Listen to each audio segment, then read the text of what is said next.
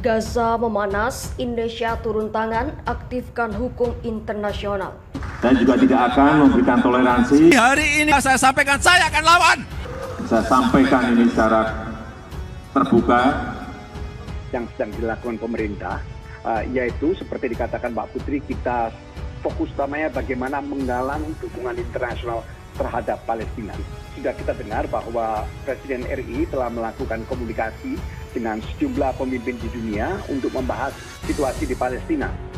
Bahkan Presiden Jokowi bersama-sama dengan pemimpin Brunei Darussalam dan Malaysia juga telah mengeluarkan joint leader statement yang mengutuk keras tindakan kekerasan yang dilakukan oleh Israel secara berulang-ulang.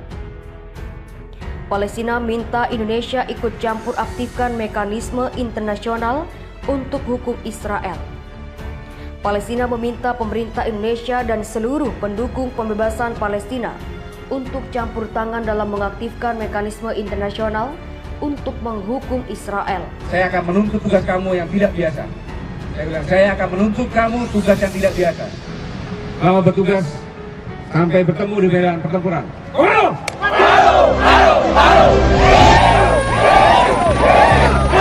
Pentingnya persatuan dan kesatuan dalam menjaga stabilitas nasional. Untuk itu, jangan kita biarkan persatuan seluruh prajurit TNI adalah alat utama pertahanan negara untuk melindungi segenap bangsa. Tidak satupun musuh yang dibiarkan, apalagi melakukan upaya-upaya berupa ancaman dan gangguan. Ingat, siapa saja yang mengganggu persatuan bangsa akan berhadapan dengan TNI. Gaza memanas, ini beda armada militer Israel dan Palestina. Israel dikenal memiliki salah satu pasukan paling modern di dunia yang dilengkapi dengan persenjataan nuklir. Sementara itu Palestina yang tak memiliki tentara reguler tidak memiliki banyak armada untuk membela diri dan dari agresi ini. Ketika pengadilan yang kontroversial, Israel memerintahkan pengusiran warga Palestina di Yerusalem Timur yang diduduki memicu protes dan reaksi keras dari otoritas Israel. Eskalasi yang memanas saat ini membuat para pakar internasional khawatir dan akan terjadi perang skala penuh yang sudah ada di depan mata.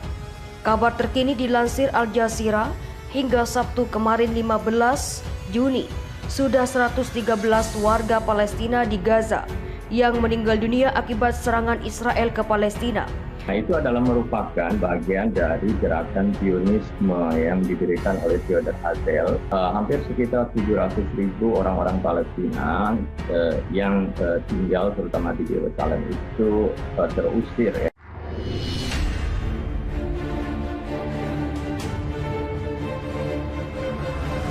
Selain itu, lebih dari 580 warga Palestina terluka di momen Idul Fitri ini. Lantas bagaimana kemampuan militer, politik dan ekonomi dari masing-masing pihak? Pasukan bersenjata, pasukan pertahanan Israel, Israeli Defense Force atau IDF memiliki hampir 170.000 personel militer aktif. Sementara itu ada lebih dari 3 juta pria dan wanita warga Israel yang bersedia untuk dinas militer. Jumlah ini adalah angka yang luar biasa untuk negara dengan populasi hanya 9 juta, menunjukkan betapa kuatnya militerisasi Israel. IDF juga menawarkan anggaran yang sangat besar, yakni mencapai 20,5 miliar US dollar atau 297 triliun yang tersedia untuk belanja militer. Menurut perkiraan tahun 2019, besaran ini berada di peringkat ke-15 dalam hal pengeluaran militer secara global. Permintaan itu disampaikan Kedutaan Besar Palestina dalam pernyataannya untuk memperingati Nakba. Setiap tahun pada tanggal 15 Mei, orang Palestina memperingati Nakba, di mana menurut Kedutaan Besar Palestina, Nakba adalah akar penyebab dari apa yang kita saksikan hari ini di Palestina yang diduduki. Nakba mengacu pada pengusiran massal dan pembersihan etnis atas orang-orang, kota dan desa Palestina di tangan kelompok pemukim Yahudi ekstremis. Penduduk Palestina yang mengungsi secara paksa dan tidak pernah diizinkan untuk kembali. Nakba bukanlah peristiwa masa lalu, itu sedang berlangsung. Bagi Israel, dengan kekerasan mengambil alih 78% dari Palestina bersejarah tidaklah cukup. Pencurian tanah, pengusiran dan penindasan tidak pernah berhenti selama 1 hari. Kata Kedutaan Besar Palestina dalam siaran pers yang diterima Sindonius pada Senin 17 Mei 2021. Proyek kolonial pemukim Israel di Palestina sejak awal telah berusaha untuk mengusir orang-orang Palestina dari rumah dan tanah mereka. Dan untuk menggantikan mereka dengan orang-orang Yahudi Israel, eskalasi dan serangan saat ini terhadap rakyat Palestina hanya dapat dipahami dalam konteks ini, sambungnya. Kedutaan Besar Palestina menuturkan semua organisasi HAM arus utama setuju tentang fakta bahwa masyarakat Palestina hidup di bawah situasi apartheid dan kejahatan yang dilakukan terhadap orang Palestina adalah kejahatan perang. Pengusiran keluarga Palestina dari lingkungan Sheikh Jarrah di Yerusalem yang akan dijadikan pengungsi untuk kedua kalinya jelasnya adalah bagian dari kebijakan eksplisit Israel untuk mengurangi jumlah warga Palestina di kota yang diduduki. Serangan yang belum pernah terjadi sebelumnya di Masjid Suci Al-Aqsa di Yerusalem selama Ramadan dan sebelum orang-orang Palestina merayakan Paskah Ortodoks adalah upaya yang disengaja oleh kekuatan pendudukan untuk menyulut api lebih jauh, ungkapnya. Gaza, ujarnya, sekarang berada di bawah pengepungan permanen dan terputus dari dunia selama 15 tahun, menderita serangan terburuk dengan ribuan orang terluka, lebih dari 200 tewas termasuk wanita dan anak-anak. Semua ini, ungkap Kedutaan Besar Palestina, terjadi di bawah pengawasan masyarakat internasional yang sangat prihatin. Senjata dan teknologi semua ini, ungkap Kedutaan Besar Palestina, terjadi di bawah pengawasan masyarakat internasional yang sangat prihatin. Senjata dan teknologi pengawasan yang dibeli negara ini, Israel, telah diuji pada kami, ucapnya.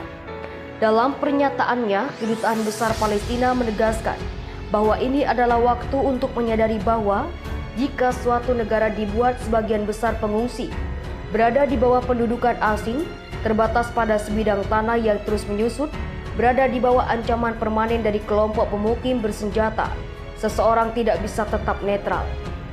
Kami memohon kepada pemerintah Indonesia dan semua pendukung Palestina merdeka di negara ini untuk campur tangan dan mengaktifkan mekanisme hukum internasional dan hukum humaniter internasional untuk meminta pertanggungjawaban pendudukan Israel atas pelanggaran terus-menerus terhadap warga sipil Palestina, ucapnya.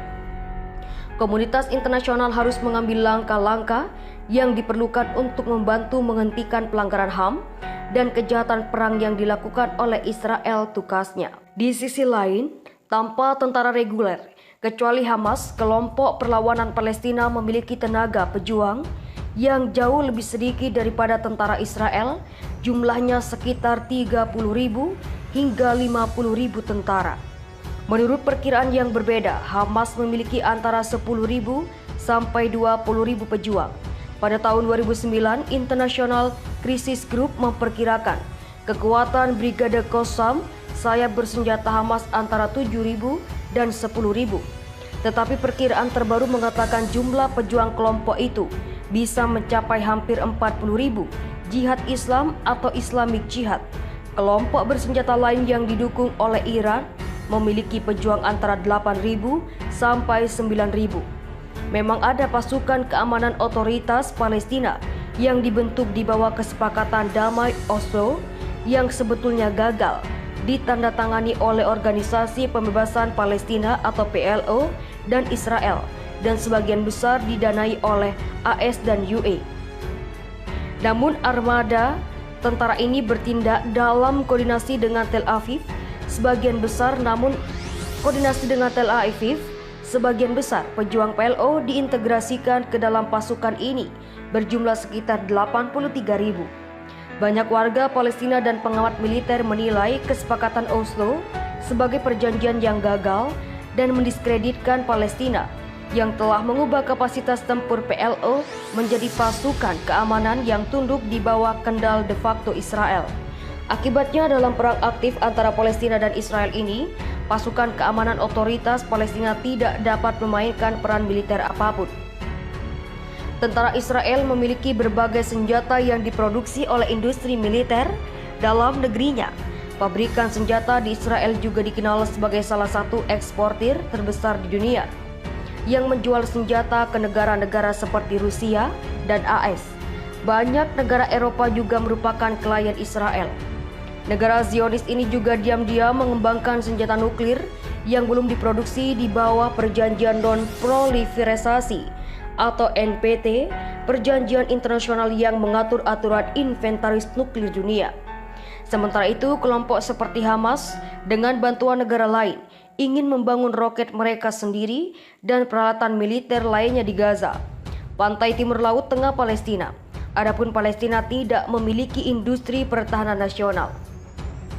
Menurut perkiraan, Angkatan Udara Israel memiliki sedikitnya 684 jet tempur, sedangkan Palestina tidak memiliki pesawat terbang. Meskipun Palestina tidak memiliki angkatan udara, beberapa media Amerika baru-baru ini menerbitkan laporan yang mengatakan bahwa serangan udara dari militan Hamas membunuh 20 orang di Israel. Angkatan Udara Israel memiliki 34.000 personel aktif. Dengan 10.000 personel tugas aktifnya, Angkatan Laut Israel memiliki 4 korvet atau kapal perang ukuran kecil, 8 kapal rudal, 5 kapal selam, 45 kapal patroli, dan 2 kapal pendukung. Orang Palestina memiliki sedikit lebih dari beberapa perahu penangkap ikan di Gaza. Terlepas dari perbedaan besar antara kemampuan militer kedua belah pihak, Israel terus-menerus mengeluh tentang jumlah roket Hamas dan Jihad Islam. Intelijen Israel menilai bahwa sebagian besar persenjataan Hamas yang terdiri dari 5.000 hingga 6.000 roket dapat menyerang di suatu tempat antara komunitas perbatasan Gaza 40-55 km, tulis laporan Yerusalem Post. Surat kabar Israel juga mengatakan bahwa Jihad Islam memiliki 8.000 roket jarak pendek. Menurut intelijen Israel, Hamas memiliki puluhan roket dengan jangkauan 100-160 km, sedangkan Jihad Islam memiliki jumlah yang sangat kecil dari roket Burak 100 dengan jangkauan lebih dari 100 km. Hamas mungkin juga memiliki ratusan roket dengan jangkauan 70-80 km yang dapat menjangkau kota-kota seperti Tel Aviv. Kebanyakan roket dibuat oleh Iran. Di sisi lain, Israel memiliki sistem rudal balistik dan rudal jelajah yang canggih dan beragam. Mereka tidak hanya menyerang kota-kota Palestina tetapi juga negara-negara seperti Mesir, Suriah, dan Iran. Sebagian besar perkiraan kemampuan rudal Israel menunjukkan bahwa Israel memiliki rudal balistik jarak menengah atau MRBM, berkemampuan nuklir, rudal jelajah subsonik, jarak pendek dengan kemampuan canggih seperti non-line of sight targeting, NLOS, dan kemampuan manuver mid-flight, dan kemampuan rudal pertahanan yang signifikan. Sebagian besar perkiraan kemampuan rudal Israel menunjukkan bahwa Israel memiliki rudal balistik jarak menengah atau MRBM. Rudal Jericho 2 punya jangkauan sekitar 1.500 km dengan muatan 1.000 km, jangkauan yang akan mencakup seluruh Mesir, Suriah, dan Irak. Tetapi hanya wilayah perbatasan Iran Barat. Beberapa pengamat bagaimanapun telah menilai rudal itu memiliki jangkauan 3.500 km yang akan mencapai seluruh Iran, tulis laporan yang sama.